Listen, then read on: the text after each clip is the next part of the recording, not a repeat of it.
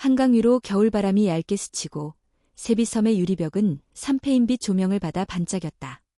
김민호는 거울 앞에서 넥타이를 네 번째 고쳐 매다가 결국 매듭을 풀어 다시 맸다. 오늘 밤 그의 회사가 주최하는 연말 갈라. 임원 인사와 대규모 프로젝트 수주를 동시에 발표하는 자리였다. 그는 내심 이 밤이 자신의 커리어에서 중요한 분기점이 되기를 바랐다. 그리고 인정하기 싫었지만 아내의 모습 역시 그 밤의 결산에 포함되어 있었다. 휴대폰이 진동했다. 팀장 카톡방에 사진 하나가 올라왔다. 오늘 사모님들 레벨 장난 아님 다들 명품쇼. 라는 메시지와 함께 반짝이는 드레스를 입은 몇몇 임원 아내들의 사진. 이어 개인 메시지가 들어왔다. 민호, 지은 씨는 오늘 한복 입고 오나? 지난번 가족 모임 사진 보니까 좀 소박하시던데 말끝에 붙은 웃음 표시가 이상하게 서늘했다. 민호는 화면을 꺼버렸다. 가슴 안쪽 어딘가가 뜨끔했고 동시에 변명 같은 생각이 들었다. 이건 체면의 문제가 아니라 내위의 문제라고. 오늘 밤만큼은 아내도 스포트라이트 속에서 당당하길 바랐다. 거실에서 발소리가 났다. 이지은이 방에서 나왔다. 밋밋한 베이지색 코트를 걸쳤고 그 안에는 몇 년 전 결혼식 때 맞춰 입었던 은은한 회색 한복 치마 저고리. 그녀는 난색을 표하듯 허리끈을 조심스럽게 매만졌다. 민호, 이거 괜찮을까? 다른 옷은 그냥 회사 송년회 정도니까. 민호는 단정한 그녀를 잠깐 바라보다가 억지로 웃었다. 오늘은 좀 다를 거야. 지갑에서 카드를 꺼내 그녀의 손에 쥐어주었다. 서만의 편집숍 들어와 있대. 시간이 조금 애매하긴 하지만 15분만. 부탁이야. 그는 목소리를 낮추었다. 당신이 빛나면 내가 더 당당해질 것 같아.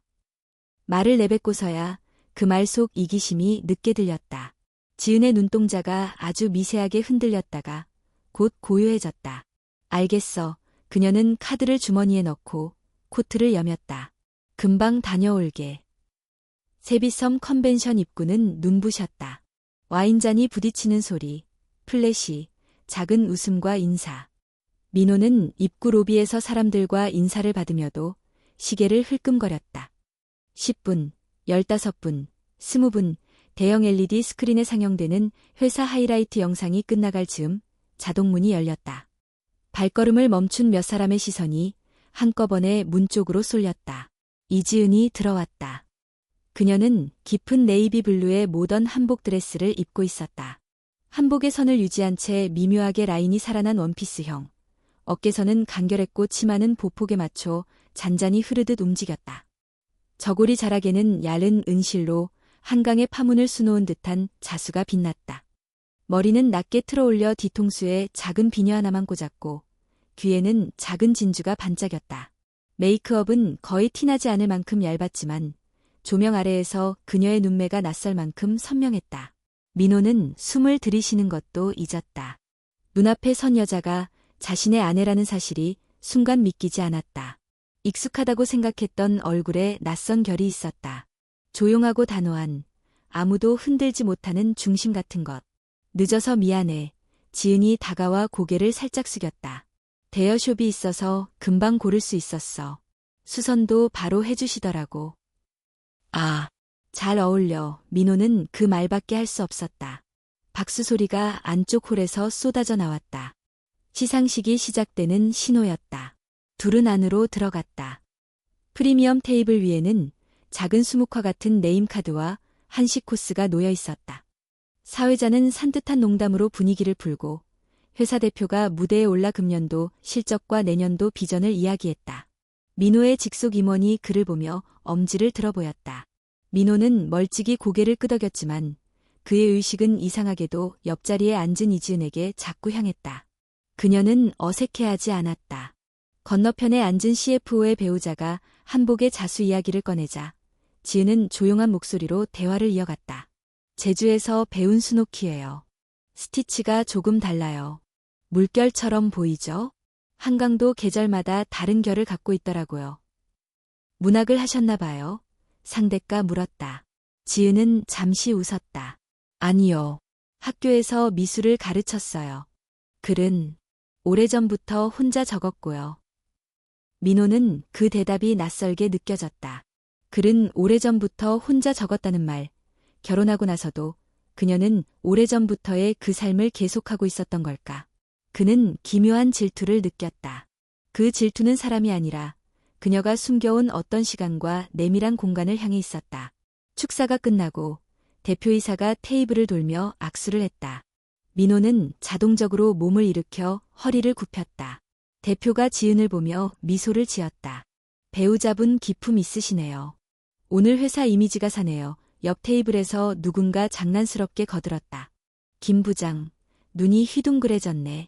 오늘 집에 가서 고맙다는 절 해야겠어. 웃음이 오갔다. 민호는 억지로 따라 웃었지만 목젖이 마르는 느낌이었다.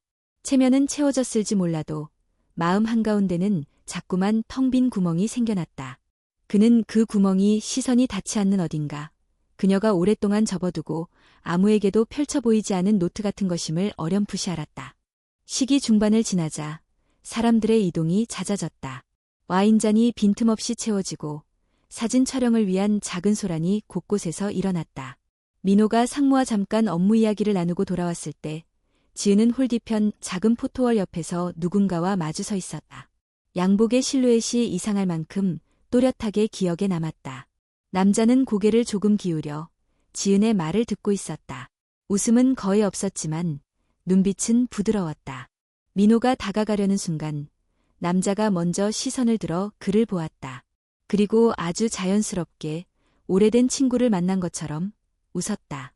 민호 씨죠? 반갑습니다. 지은이 돌아섰다. 민호, 소개할게.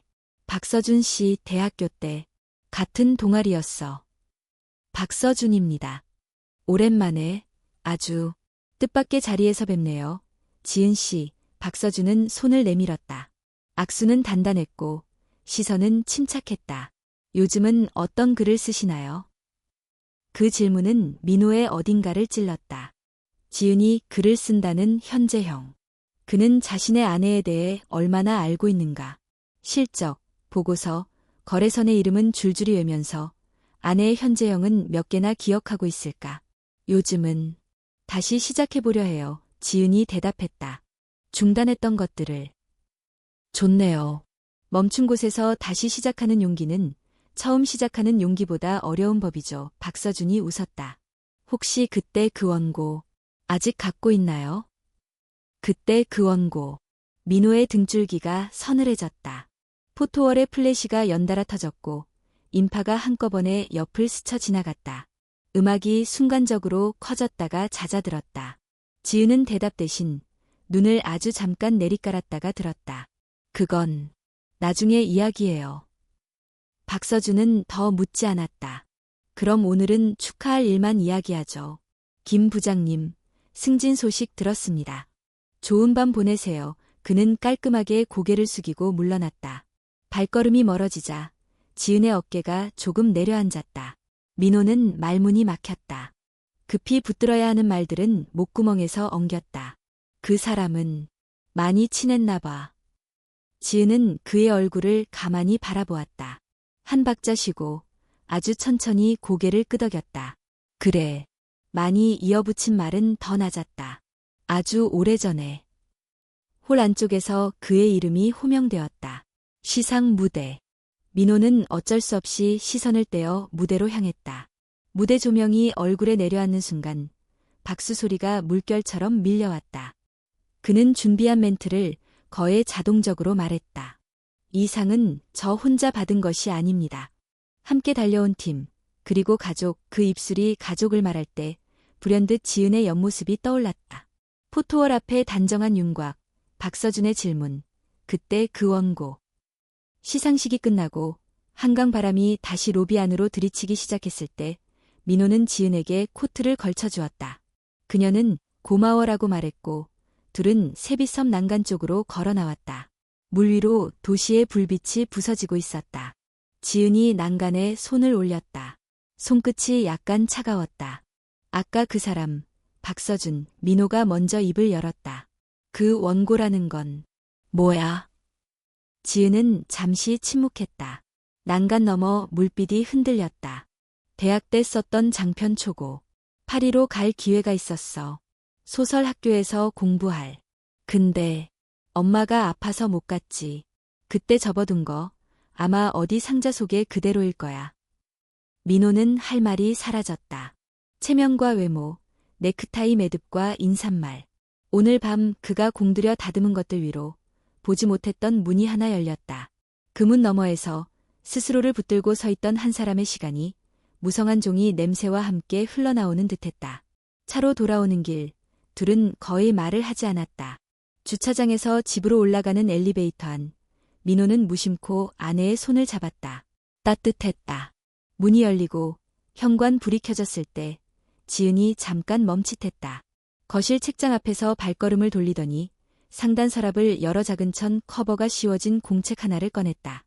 이거 그녀가 민호에게 건넸다. 그때 그 원고까지는 아니고 그 뒤로 가끔 적어둔 노트. 오늘은 당신이 먼저 읽어봐. 민호는 공책을 받는 손이 묵직해지는 것을 느꼈다. 문을 닫는 소리가 뒤에서 났다. 거실 스탠드 조명이 낮게 켜졌다. 그는 표지를 쓸어내렸다. 오래전부터, 아주 오래전부터 이 집안에는 자신이 모르는 현재형이 있었다는 사실이 조용히 그를 흔들었다. 그는 소파에 앉았다. 첫 장을 펼쳤다. 잉크 냄새와 종이의 감촉. 글씨는 고르게, 담담하게, 그러나 절실하게 이어졌다. 바깥에서는 한강 바람이 여전히 불고 있었다. 다음 장을 넘기며 민호는 느꼈다. 오늘 밤이 자신의 커리어의 분기점일 뿐 아니라 결혼에, 사랑에, 그리고 한 사람을 다시 보기 시작한 밤이라는 것을. 그리고 그 시작에는 반드시 누군가가 묻지 않은 질문이 있어야 한다는 것을. 당신은 지금 무엇을 쓰고 있나요? 김민호는 노트를 덮었다. 거실 시계가 자정을 가리키고 있었다. 스탠드 조명 아래 이지은은 주방에서 찬물을 끓이고 있었다. 노트의 마지막 장에는 날짜도 제목도 없이 한 줄이 적혀 있었다. 멈춘 시간은 다시 흐를 수 있을까? 그 문장은 오래전부터 그녀의 속에서 흐르고 있었던 질문 같았다. 읽었어. 지은이 찻잔을 내려놓으며 물었다. 민호는 대답을 망설였다. 응. 근데 이거 다 내가 쓴 거 맞지? 지은은 가볍게 웃었다. 누가 대신 써주겠어. 그냥 나 혼자 잊히지 않게 적어둔 거야. 민호는 차를 한 모금 마셨다. 밤이 깊었는데도 마음이 쉽게 가라앉지 않았다. 오늘 밤 포토월 앞에서 들었던 이름, 그때 그 원고, 그리고 이 노트가 묘하게 얽혀 있었다. 혹시 그 원고 아직도 갖고 있어? 지은의 표정이 잠시 굳었다. 그리고 고개를 끄덕였다. 베란다 창고에 박스 안에 있어. 왜? 그냥 궁금해서. 민호는 더 묻지 않았다. 하지만 마음 한켠이 묵직하게 내려앉았다. 며칠 뒤 회사 회의실에서 점심을 먹던 민호는 동기인 최 부장이 건네는 말을 들었다. 아, 어제 우리 프로젝트 설명회에 박서준 왔더라. 민호가 젓가락을 멈췄다. 박서준, 디자인 회사 쪽. 그래, 요즘 잘 나가잖아. 해외 진출도 했다더라. 너랑 지은 씨랑 아는 사이라며? 민호는 애써 무심한 척 웃었다. 대학교 동아리 친구였대. 그렇구나. 근데 그 사람, 글 쓰는 쪽에도 발이 넓다더라. 출판이랑 문화 쪽에 사람들 많아. 그날 저녁, 민호는 집에 돌아와 베란다 창고를 열었다. 먼지가 쌓인 박스 안에서 오래된 A4 용지 뭉치를 발견했다. 표지에는 연필로 쓴 제목이 희미하게 남아있었다. 종이 냄새와 함께 뿌연 공기가 피어올랐다. 그 순간 방문 쪽에서 지은의 목소리가 들렸다. 그건 왜 꺼냈어? 민호가 놀라 고개를 돌렸다. 지은은 젖은 머리로 문가에 서 있었다. 그냥 보고 싶어서. 읽어봐도 돼? 지은은 잠시 망설이다가 고개를 저었다. 아직은. 아니야. 나도 제대로 못 마주했어. 그녀는 박스를 다시 닫았다. 언젠가 보여줄게. 하지만 지금은 내 거야. 그 대답은 민호에게 이상한 감정을 남겼다. 부부 사이에 내 것이라는 경계가 이렇게 선명하게 그어진 건 처음이었다. 며칠 후 지은은 한 통의 전화를 받았다. 발신자는 한수진, 국내 굴지의 출판사 청운의 편집장이었다. 이지은 작가님 맞으시죠? 제가 교수님을 통해서 원고 일부를 읽었는데 정말 매력적이더군요. 제주에서 열리는 2개월짜리 창작 캠프에 초대하고 싶습니다. 지은은 깜짝 놀랐다. 저는 아직 작가라고 불릴 정도는 아닌데요. 원고가 말해줍니다. 캠프에서 완성하면 바로 계약을 추진할 수 있습니다. 전화를 끊고 나서도 지은은 한동안 멍하니 서 있었다. 제주, 2개월, 그리고 출판 계약. 가슴이 두근거렸지만 동시에 불안이 스며들었다. 저녁 식탁에서 지은은 조심스럽게 말을 꺼냈다. 나 제주 창작 캠프에 초대받았어. 2달 동안. 민호는 숟가락을 내려놓았다. 2달. 그럼 집은? 당신이랑 어머니, 그리고 하준이. 말이 끝나기도 전에 김혜숙이 젓가락을 탁 내려놓았다. 그건 안 돼. 멀쩡한 며느리가 2달이나 집을 비워. 애는 누가 키워? 밥은 누가 해? 어머니, 캠프가 끝나면.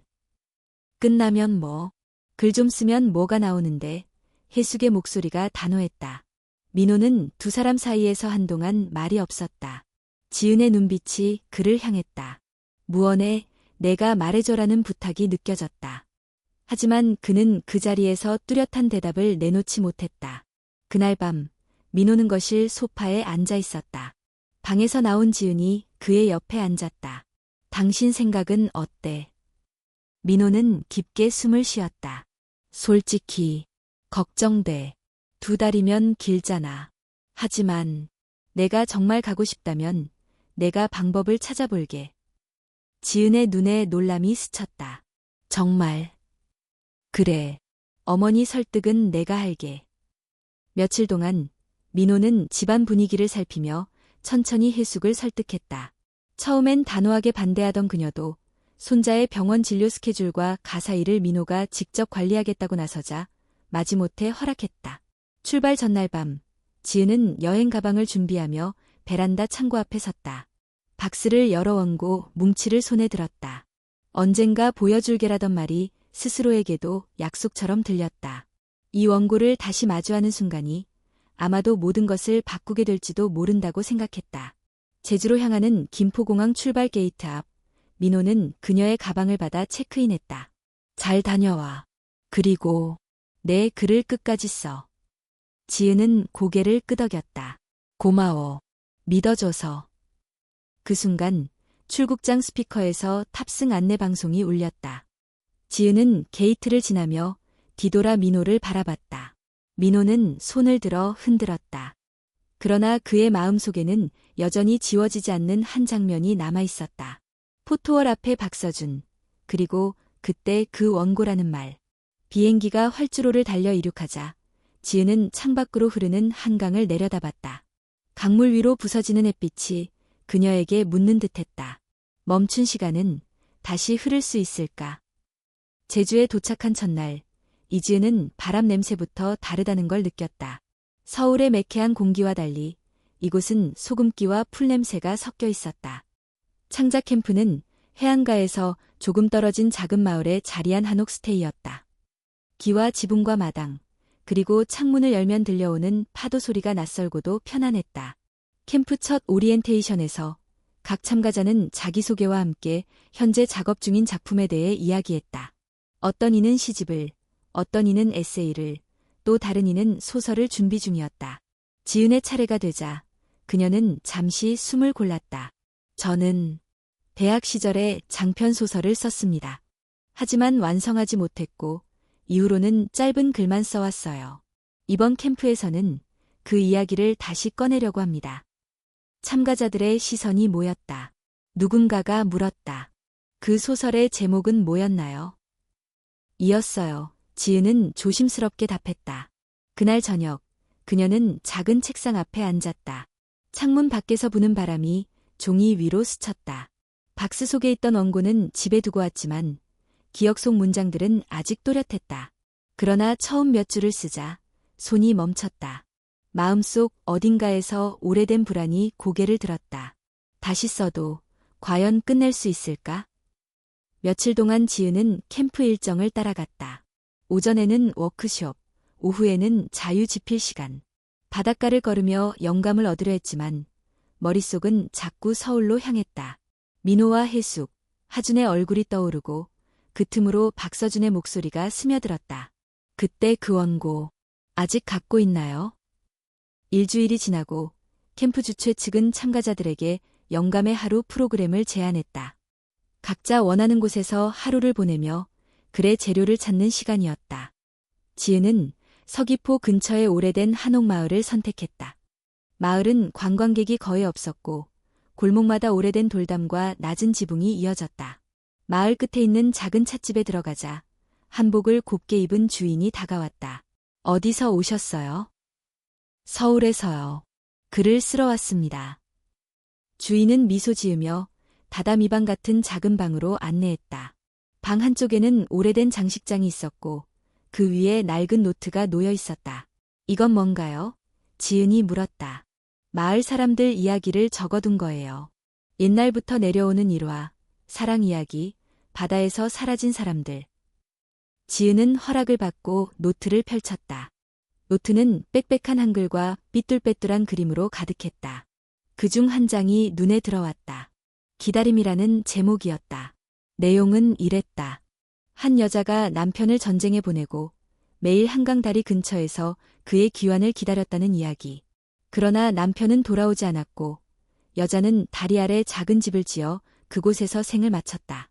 그 이야기는 지은의 가슴속 깊은 곳을 건드렸다. 왜 주인공 역시 누군가를 기다리는 인물이었다.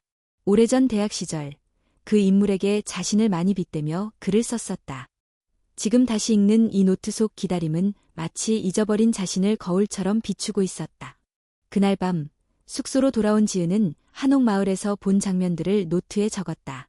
돌담길, 바람에 흩날리는 치마, 그 위로 부서지는 햇빛, 문장들은 천천히 그러나 확실하게 흐르기 시작했다. 하지만 그녀의 휴대폰이 울렸다. 발신자는 모르는 번호였다. 망설이다가 전화를 받자 잠시 침묵이 흐른 뒤 익숙한 목소리가 들렸다. 지은 씨, 나 서준이야. 그녀는 말을 잃었다. 혹시 캠프 끝나고 서울 돌아오면 잠깐 볼 수 있을까? 그 원고에 대해서 이야기하고 싶어. 지은은 숨을 고르며 말했다. 그건 아직 모르겠어요. 알겠어. 하지만 그 이야기는 내가 완성해야 해. 전화를 끊고 나서도 지은의 심장은 오래도록 빠르게 뛰었다. 다음 날 아침 캠프 참가자 중 한 명이 신문을 들고 왔다. 이거 봤어요? 서울 문화면 기사. 신문에는 박서준이 대규모 문학 프로젝트를 시작한다는 기사가 실려 있었다. 그 옆에는 국내 미완성 원고 복원 및 출간 프로젝트라는 부제가 붙어 있었다. 순간 지은의 뒷목이 서늘해졌다. 그날 밤 지은은 다시 원고를 열었다. 이제는 단순히 과거를 되살리는 것이 아니라 누군가가 빼앗기 전에 지켜내야 한다는 생각이 그녀의 손을 움직였다. 창밖에서 바람이 세차게 불었지만 그녀의 손끝은 멈추지 않았다. 제주 창작 캠프에 온 지 한 달이 되어갈 무렵 이지은은 마침내의 절반을 다시 써냈다. 새벽마다 바닷가를 걸으며 생각을 다듬었고 낮에는 숙소 책상 앞에서 손목이 뻐근해질 때까지 글을 이어갔다. 조금씩 문장에 힘이 붙었고 마음속에도 오래 잊었던 자신감이 싹 텄다. 그러던 어느 날 오후 휴대폰이 갑자기 울렸다. 발신자는 김민호였다. 지은아, 하준이가 열이 많이 나 병원 응급실로 가는 중이야. 그 한마디에 그녀의 손끝이 얼어붙었다. 무슨 일이야? 어제까진 괜찮았잖아. 아침부터 기운이 없더니 갑자기 열이 오르더라고. 검사해봐야 한다네. 민호의 목소리는 침착하려 애썼지만 떨림이 묻어났다. 지은은 곧바로 항공편을 검색했다. 그러나 오후 늦게나 서울행 비행기가 있었다. 그녀는 캠프 주최 측에 사정을 설명하고 짐을 부랴부랴 챙겼다. 숙소 문을 나서기 전 노트북을 바라보았다. 아직 완성되지 않은 원고 파일이 화면에 열려 있었다. 지금은 아니다. 그녀는 노트북을 닫고 공항으로 향했다. 서울에 도착하자마자 병원으로 달려간 지은은 병실 앞에서 마주한 광경에 가슴이 덜컥 내려앉았다. 하준은 링거를 맞으며 깊이 잠들어 있었고 김혜숙은 그 옆에서 팔짱을 낀 채 앉아 있었다. 어머니, 죄송해요. 제가 옆에 있었어야 했는데. 혜숙은 고개를 들지도 않고 말했다. 그래. 내가 집에 있었으면 이런 일 안 생겼을 거다. 민호가 황급히 끼어들었다. 엄마, 그런 말은 좀. 뭐가 좀이야? 애가 아픈데 엄마가 옆에 없으면 누가 보살펴? 그리 밥 먹여주냐? 혜숙의 말끝은 날카로웠다. 그날 밤 하준이 열이 내려 안정되자 민호는 지은을 복도 끝으로 불렀다. 하준이는 단순 바이러스래. 며칠만 있으면 나을 거야. 지은은 안도의 한숨을 쉬었지만 동시에 죄책감이 몰려왔다. 나 캠프로 다시 가야 할까? 민호는 잠시 그녀를 바라보다가 고개를 저었다. 내가 결정해. 하지만 어머니가 이번 일을 계속 얘기하실 거야. 다음 날 아침 하준이 조금 기운을 차린 모습을 보고 지은은 집으로 돌아왔다. 짐을 풀지도 않은 채 거실에 앉아 멍하니 있었다. 창문 너머로 겨울 햇빛이 희미하게 들어왔지만 마음속은 어둡고 무거웠다. 그때 민호가 들어왔다. 지은아, 어제 너 표정, 나 잊을 수가 없어. 내가 얼마나 글을 쓰고 싶어 하는지 알아. 근데 솔직히 말해서 캠프에 계속 있어도 된다고 내가 말하면 넌 갈 거지? 지은은 그를 똑바로 보았다. 응, 가야 해. 안 그러면 평생 후회할 거야. 민호는 고개를 끄덕였다. 그런가, 하준이랑 엄마는 내가 책임질게. 정말 괜찮겠어? 응, 내가 이걸 끝내는 걸 보고 싶어. 나도 궁금해. 내가 완성한 이야기가 어떤 건지. 그 말에 지은의 눈가가 젖었다. 떠나기 전날 밤, 그녀는 책상 서랍에서 오래된 노트를 꺼내 몇 페이지를 찢어냈다. 그것은 대학 시절의 마지막 장면을 구상하며 썼던 메모였다. 강 위에 달빛이 흩어지고 여자는 그 빛을 따라 걸어간다. 그녀는 그 메모를 가방 안 깊숙이 넣었다. 다시 제주로 돌아온 지은은 이전보다 더 집중해서 글을 썼다. 그러나 마음 한켠에는 늘 서울의 병실과 하준의 얼굴이 자리했다. 글을 쓰다 멈추면 그녀는 그날의 통화와 병실 복도의 냄새를 떠올렸다. 그것이 오히려 그녀를 더 서둘러 키보드 앞으로 끌어당겼다. 캠프가 끝나기 일주일 전 한수진 편집장이 전화를 걸어왔다. 지은 씨, 원고 진도가 빠르네요. 이번 캠프에서 완성되면 내년 봄 출간 일정으로 잡겠습니다. 아, 그리고 좋은 소식이 있어요. 싱가포르 국제도서전에 초청됐습니다. 신인 작가 부문이에요. 정말요?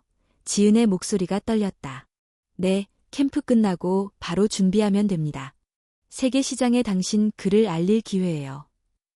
전화를 끊고 나서도 지은은 한동안 자리에 앉아있지 못했다. 마음이 들떠 있었지만 동시에 무거운 그림자가 드리웠다. 싱가포르는 최소 일주일간 해외 체류가 필요했다. 하준과 민호, 혜숙은 어떻게 할까? 그리고 운명처럼 그날 밤 서울에서 전화가 걸려왔다. 민호였다. 지은아, 엄마가 집에서 넘어지셨어. 골반 쪽이라 몇 달은 조심해야 할 것 같아. 지은은 아무 말도 할 수 없었다.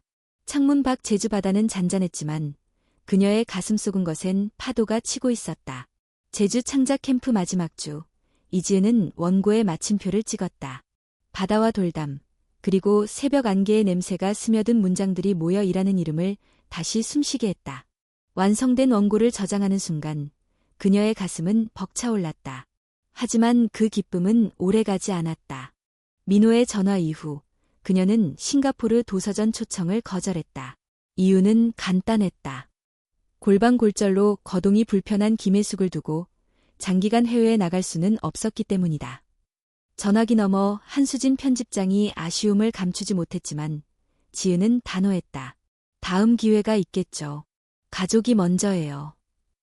제주를 떠나기 전날 밤 캠프 참가자들은 해안가 모래밭에 모여 작은 송별회를 열었다. 모닥불이 타오르고 각자의 글에서 한 문단씩 낭독하는 시간이 이어졌다. 지은은 소설 속 한 장면을 읽었다.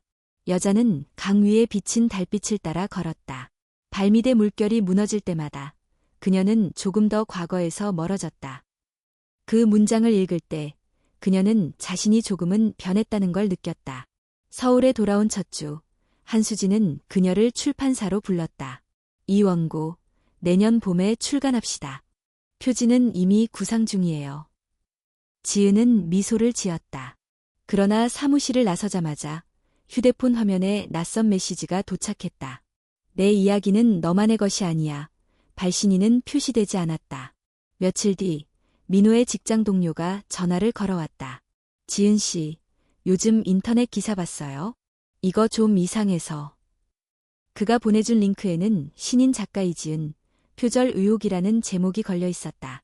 기사 속에는 지은의 원고 일부와 3년 전 한 문학 잡지에 실린 단편이 나란히 비교되어 있었다.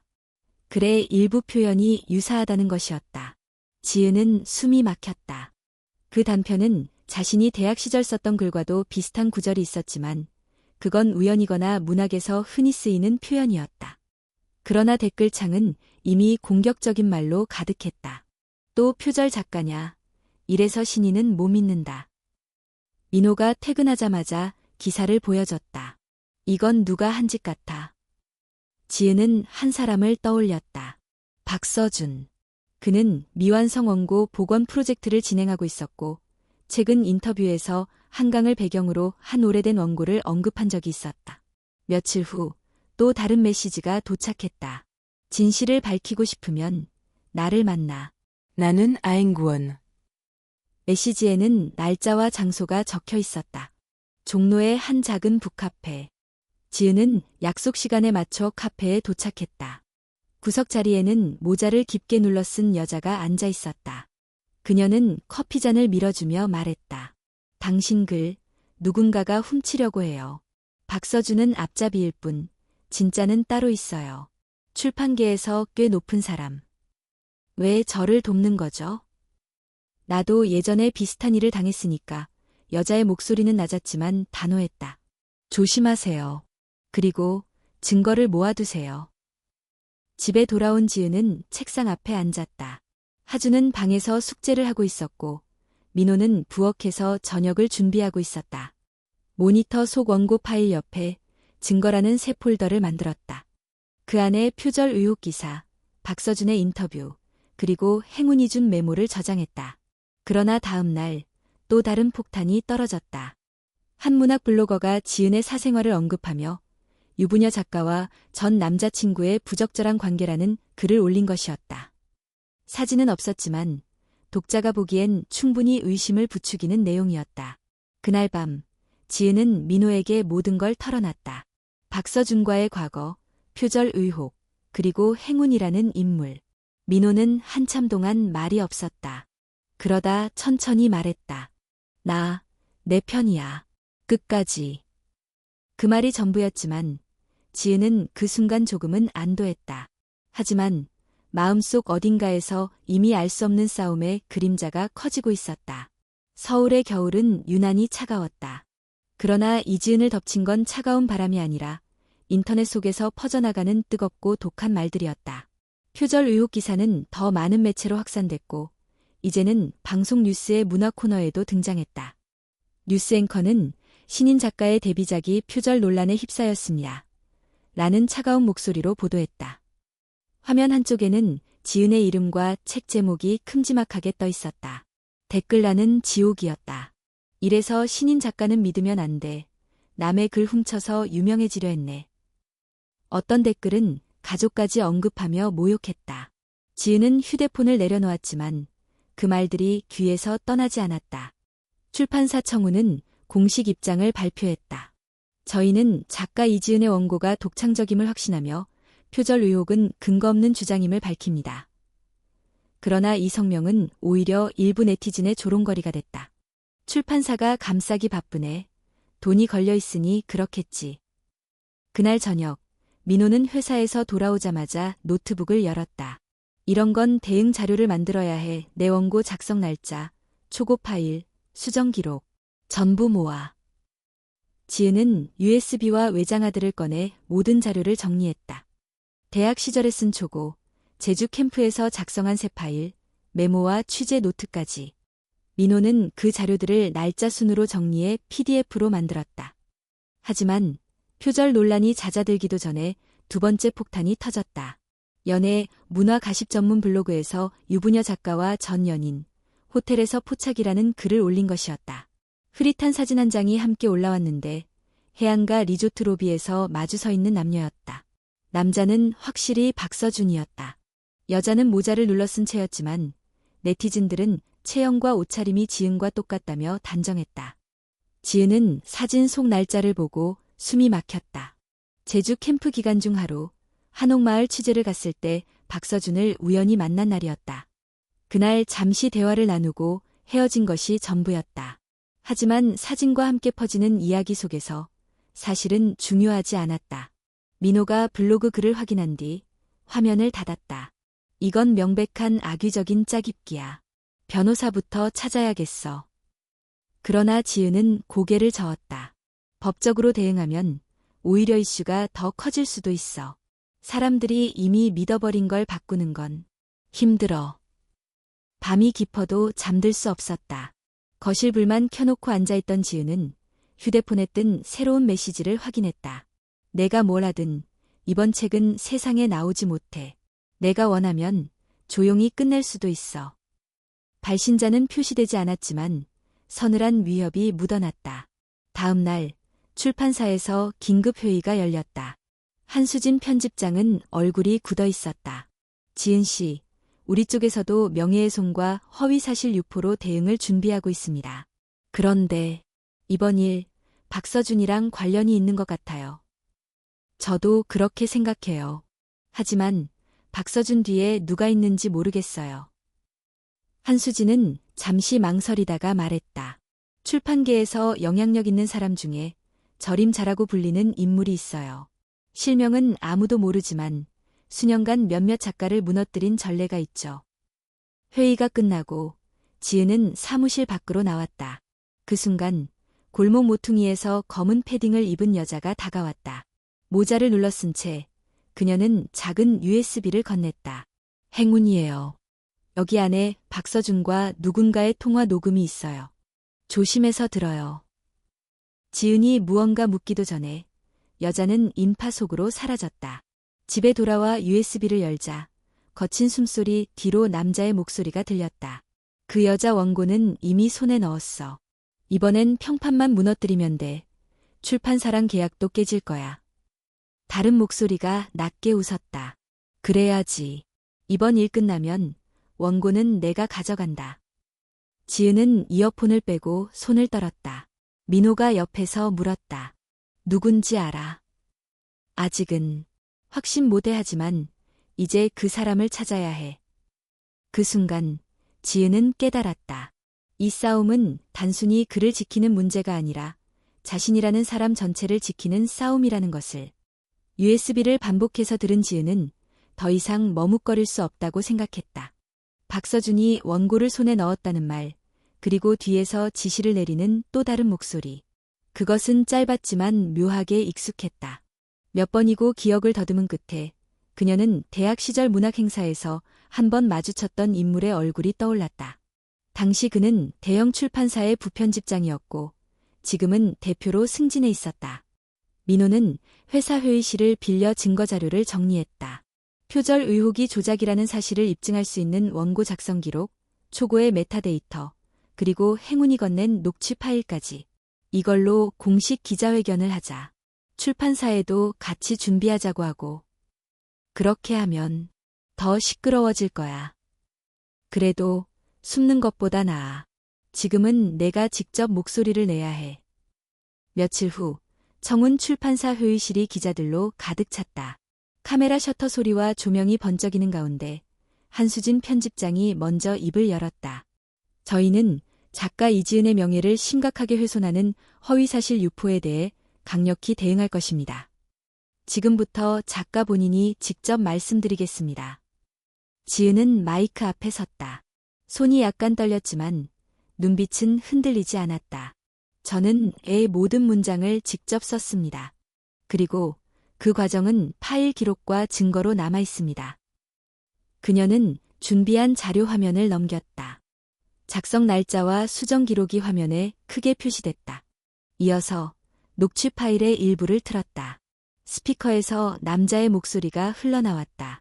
이번엔 평판만 무너뜨리면 돼. 출판사랑 계약도 깨질 거야.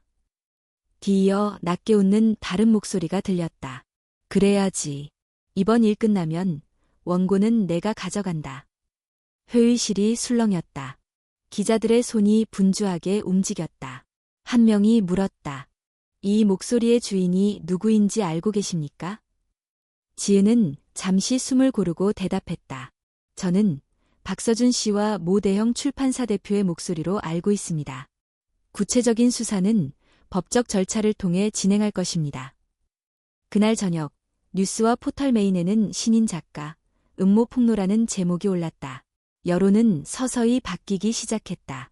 일부 네티즌들은 사과 댓글을 남겼고 몇몇 문화평론가들은 이번 사건은 한국 출판계의 어두운 단면을 드러냈다고 논평했다.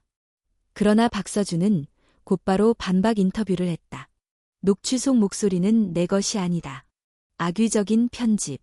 그는 기자회견에서 냉정한 표정을 지으며 지은과의 개인적인 인연은 인정하지만 음모에 가담한 적은 없다고 주장했다. 며칠 뒤 지은은 행운으로부터 또 다른 메일을 받았다. 좋아. 첫 번째 싸움은 내가 이겼어. 하지만 진짜 적은 아직 남아있다. 박서준은 단지 방패일 뿐. 메일에는 한 장의 사진이 첨부되어 있었다. 사진 속에는 고급 한정판 책이 놓여 있었고 표지에는 절임자라는 붉은 스탬프가 찍혀 있었다. 민호가 사진을 확대해 보았다. 이건 한정판 문학 모임에서만 주는 책이야. 회원수가 많지 않아. 그 안에서 찾아야 해. 그 모임에 들어가는 방법이 있을까? 민호는 잠시 고민하다가 말했다. 예전에 우리 회사 거래처 중 한 명이 그 모임 회원이었어. 내가 연락해 볼게. 그날 밤 지은은 책상 앞에 앉아 다시 원고를 펼쳤다. 폭풍 속에서도 그녀는 쓰는 걸 멈추지 않겠다고 결심했다. 누군가 그를 빼앗으려 한다면 그보다 더 깊고 강한 문장을 써내리면 된다. 창밖으로 겨울비가 내렸다. 지은은 창문을 두드리는 빗소리를 들으며 마치 달빛 대신 빗물이 한강 위에 내려앉는 장면을 떠올렸다. 그리고 자신이 싸워야 할 이유를 다시금 깨달았다. 민호는 거래처 인맥을 통해 비밀스러운 문학 모임 절임자의 정보를 조금씩 얻어냈다. 회원은 30명 남짓, 대부분 출판계 고위 인사, 유명 작가, 그리고 부유한 후원자들이었다. 모임은 매달 한 번, 장소를 바꿔가며 문학의 밤이라는 이름으로 모였다. 초대는 오직 회원 추천으로만 가능했고 회비는 상상을 초월할 만큼 비쌌다. 다음 모임이 2주 뒤야. 민호가 말을 이었다. 이번엔 청담동의 한 개인 갤러리에서 열린대. 내가 가야 해. 나, 지은이 놀란 눈으로 물었다. 그래야 진짜 얼굴을 볼 수 있잖아. 그 절임 잘하는 사람. 지은은 망설였다. 그곳에 가는 건 단순한 취재가 아니라 적의 본거지에 발을 들이는 것이었다. 하지만 지금 물러서면 모든 게 수포로 돌아갈 것 같았다. 좋아. 대신 나 혼자 안 가. 당신이 옆에 있어야 해. 2주 후 청담동의 갤러리 앞에는 고급 승용차들이 줄지어 섰다. 문 앞에는 검은 양복을 입은 경호원 2명이 서 있었고 초대장을 확인한 뒤에야 안으로 들였다. 지은과 민호는 거래처 인맥이 준비해준 초대장을 내밀었다. 경호원의 시선이 잠시 머물렀지만 곧 문이 열렸다. 갤러리 안은 조명이 은은했고 벽에는 고서와 그림이 나란히 걸려 있었다. 와인잔을 든 사람들이 조용히 대화를 나누고 있었고 중앙에는 오래된 나무 테이블이 놓여 있었다. 테이블 위에는 가죽 표지의 책들이 펼쳐져 있었고 그중 몇 권에는 절임자라는 붉은 스탬프가 찍혀 있었다. 그때 부드러운 목소리가 들렸다. 처음 뵙겠습니다. 이지은 작가님. 지은이 돌아보자 중년의 남자가 서 있었다. 회색 수트를 깔끔하게 차려입고 눈빛은 깊고 차가웠다. 그는 손을 내밀었다. 저는 이 모임의 주최자이자 어떤 분들은 저를 절임자라고 부르죠.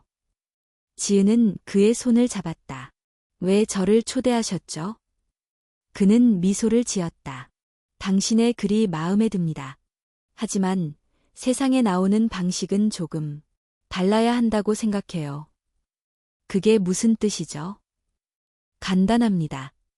당신의 원고를 우리 모임의 이름으로 출간하자는 거죠. 물론 표지에는 다른 작가의 이름이 들어갈 겁니다. 대신 당신은 그 대가로 평생 경제적인 걱정을 하지 않아도 됩니다. 지은은 순간 숨이 막혔다. 그가 제안하는 건 명백한 도둑질이었지만 그의 말투에는 위협보다 유혹이 깃들어 있었다. 거절하면요? 그의 눈빛이 조금 날카로워졌다. 거절한다면 지난 몇 달 동안 당신이 겪은 것보다 더한 일이 일어날 수 있겠죠. 그 순간 민호가 앞으로 나섰다. 당신이 무슨 힘을 가지고 있든 상관없습니다. 지은은 당신과 거래하지 않을 겁니다. 남자는 가볍게 웃었다. 용감하시네요. 하지만 용기만으로는 오래 버티기 어렵습니다. 모임이 끝날 무렵 지은과 민호는 서둘러 갤러리를 빠져나왔다. 차 안에서 민호가 물었다. 녹음 잘 됐어? 지은은 코트를 벌려 안쪽 주머니에서 작은 녹음기를 꺼냈다. 응, 그의 목소리, 제안, 그리고 위협까지 전부 들어있어. 하지만 그녀는 알았다. 이 녹음만으로는 그를 무너뜨리기 어렵다는 것을. 저림자는 법과 제도 바깥에서 움직이는 사람 같았다. 그를 무너뜨리려면 더 깊이 들어가야 했다. 집에 돌아온 지은은 책상 앞에 앉았다. 원고 파일 옆에는 오늘 녹음한 음성 파일이 놓여 있었다. 바깥에서는 겨울바람이 거세게 불었고 그녀는 그 소리를 들으며 결심했다. 이제 나도 공격할 차례야. 다음 날 아침 이지은은 한수진 편집장을 비밀리에 불러냈다. 작은 카페 구석에서 그녀는 가방 속 녹음기를 꺼냈다. 이게 어젯밤에 녹음한 겁니다. 저림자의 목소리와 제안, 그리고 위협까지 전부 들어있어요. 한수진은 이어폰을 꽂고 녹음을 들었다. 잠시 후 그녀는 얼굴을 굽혔다. 이건 그냥 협박이 아니에요. 조직적으로 움직이는 사람이에요. 출판계에선 몇 년 전부터 이 사람 얘기가 돌았어요. 원고를 빼앗아 다른 이름으로 내고 작가는 업계에서 사라지게 만드는 거죠. 지은은 깊게 숨을 쉬었다. 우리가 그를 무너뜨릴 수 있을까요? 한수진은 고개를 끄덕였다. 가능해요. 하지만 언론, 법, 그리고 내부 제보자까지 모두 필요합니다. 그리고 위험할 거예요. 그날 오후 민호와 한수진, 그리고 행운이 모였다. 우선 그가 훔친 원고 목록을 확보해야 합니다. 행운이 말했다. 그건 어떻게 하죠? 그 모임의 내부 기록이 필요해요. 매번 모임이 끝나면 그날 논의된 원고와 계약 조건을 암호화해서 기록해 두거든요. 제가 예전에 거기 있었을 때 그걸 보관하는 서버 위치를 알게 됐어요. 민호가 노트북을 열었다. 그 서버에 침투하려면 누군가가 내부에서 접속 권한을 얻어야 합니다. 지난번 갤러리 모임에서 내가 받은 초대장, 그 안에 임시 접근 코드가 있을지도 몰라. 지은은 지갑에서 초대장을 꺼냈다. 민호가 코드를 스캔하자 화면에 짧은 문자열이 나타났다. 됐다. 이걸로 시작할 수 있어. 다음 며칠 동안 민호와 행운은 서버에 접근할 준비를 했다. 지은은 밖으로 드러나는 활동을 최소화했고 대신 새 원고 작업을 계속했다. 그러나 마음 한켠에는 늘 긴장감이 감돌았다. 작전 당일 세 사람은 한수진의 사무실에서 모였다. 민호가 타이핑을 시작하자 화면 속에 저림자 모임의 내부 문서들이 하나둘 나타났다. 거기에는 지난 5년간의 원고 목록과 작가 이름, 가짜 명예, 판매 수익 분배표까지 상세히 적혀 있었다. 지은은 문서를 넘기다 손이 멈췄다. 거기에는 자신의 이름과 일하는 제목, 그리고 옆에는 다른 작가 이름이 적혀 있었다. 출간 예정일은 불과 3개월 뒤였다. 이건 내 책이에요. 그녀의 목소리가 떨렸다. 한수진이 이를 악물었다. 이 자료를 언론에 넘기죠. 하지만 단순히 폭로만 하면 그가 법적으로 빠져나갈 수 있어요. 계약서 위조나 공문서 변조 같은 명백한 범죄 증거가 필요해요. 민호가 스크롤을 내리다가 한 파일을 열었다. 거기에는 서명란이 비어있는 계약서들이 있었고 전부 미발표 원고와 연결되어 있었다. 이걸로 충분할 거야. 공문서 변조 시도에 해당돼. 세 사람은 자료를 복사해 외장하드에 담았다. 그러나 그 순간 민호의 노트북 화면이 깜빡이며 접속 종료 메시지가 떴다. 누군가 눈치챘어. 서버에서 연결을 끊었어. 행운이 창밖을 살폈다. 여기 오래 있으면 위험해요. 그 사람, 생각보다 빨리 움직입니다. 그날 밤, 지은은 복사한 자료를 품에 안고 집으로 돌아왔다. 하주는 이미 잠들어 있었고, 민호는 부엌에서 컵라면을 먹고 있었다. 오늘, 거의 다 왔어. 지은이 속삭였다. 이제 남은 건 폭로할 타이밍뿐이야. 그러나 그녀는 알았다. 이 싸움의 끝이 단순히 진실을 밝히는 것으로 끝나지 않을 수도 있다는 것을. 상대는 단지 출판계의 권력자가 아니라 자신의 모든 것을 지워버릴 수 있는 힘을 가진 사람이었다. 창밖의 달빛이 창문을 스쳤다. 지은은 그 빛을 바라보며 속으로 중얼거렸다. 이번엔 내가 끝을 본다. 출간일 아침, 서울 중심부의 한 대형 서점 앞에는 이지은의 이름이 적힌 현수막이 걸려 있었다. 작가 이지은 신작 발표 및 사인회. 그러나 오늘은 단순한 책 홍보 행사가 아니었다. 지은과 민호, 그리고 한수진, 행운이 몇 달 동안 준비해온 폭로의 무대였다. 서점 안에는 기자와 독자, 그리고 출판 관계자들이 빽빽이 들어찼다. 무대 옆에는 대형 스크린이 설치되어 있었고 지은이 단상에 올라서자 플래시가 번쩍였다. 오늘은 제 책을 소개하는 자리이기도 하지만 한 가지 더 중요한 이야기를 하려고 합니다. 민호가 무대 뒤에서 USB를 스크린에 연결했다. 화면에 절임자 내부 문서라는 제목과 함께 지난 5년간 도용된 원고 목록이 나타났다. 저자 실명, 가짜 명예, 그리고 수익 분배 비율까지 세세하게 기록되어 있었다. 관중석이 술렁이기 시작했다. 지은은 차분히 말을 이었다. 저는 지난 몇 달 동안 이유 없는 표절 의혹과 사생활 루머에 시달렸습니다. 그러나 그 모든 것은 제 원고를 빼앗으려는 누군가의 계획이었습니다. 그리고 그 계획의 중심에는 절임자라는 이름으로 불리는 한 사람이 있습니다. 이어진 화면에는 녹취 파일의 일부가 재생됐다. 이번 일 끝나면 원고는 내가 가져간다. 목소리가 울려 퍼지자 몇몇 기자들이 즉시 메모를 하기 시작했다. 그 순간 객석 뒤쪽에서 한 남자가 일어섰다. 회색 수트를 입은 바로 그 사람이었다. 허위 주장입니다. 저 녹음은 조작됐고 저 문서들은 불법 해킹으로 얻은 겁니다. 그의 목소리는 흔들리지 않았지만 눈빛 속에는 분노와 불안이 섞여 있었다. 민호가 앞으로 나섰다. 우리는 모든 자료를 이미 경찰과 검찰에 제출했습니다. 여기 있는 기자 여러분도 오늘 이 사실을 보도할 것입니다. 서점 안의 공기가 무겁게 가라앉았다. 남자는 한동안 지은을 노려보다가 아무 말 없이 뒤돌아 나갔다. 그의 뒤를 경호원 2명이 따랐다. 행사가 끝난 뒤 기자들은 지은에게 몰려와 질문을 쏟아냈다. 앞으로 어떻게 하실 건가요? 이 사건이 출판계에 어떤 변화를 가져오길 바라십니까? 지은은 짧게 대답했다. 저는 제 글을 지키기 위해 싸웠습니다. 앞으로도 그럴 겁니다. 그리고 이 싸움이 더 이상 다른 작가들에게 반복되지 않기를 바랍니다. 저녁 무렵 모든 행사가 끝나고 서점이 한산해졌을 때 지은은 무대 옆에서 행운과 마주쳤다. 오늘로 끝난 건 아니에요. 행운이 낮게 말했다. 알아요. 하지만 첫 발은 내디뎠죠. 행운은 미소를 지었다. 곧 더 큰 걸 보게 될 거예요. 절임자는 단지 한 사람이 아니라 하나의 네트워크니까요. 그녀는 작은 봉투를 내밀었다.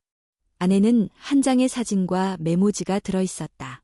사진 속에는 다른 인물들이 원탁에 앉아있는 장면이 찍혀 있었고 메모지에는 이렇게 적혀 있었다. 이 사람들이 다음 표적입니다. 선택은 당신이 하세요. 집으로 돌아오는 길, 지은은 봉투를 가방에 넣었다. 창밖으로 한강이 스쳐 지나갔다. 달빛이 강물 위에 반짝였고 그녀는 그 빛을 바라보며 생각했다. 멈춘 시간은 다시 흐를 수 있다. 그리고 그녀는 알았다. 싸움은 끝난 것이 아니라 이제 막 시작된 것임을.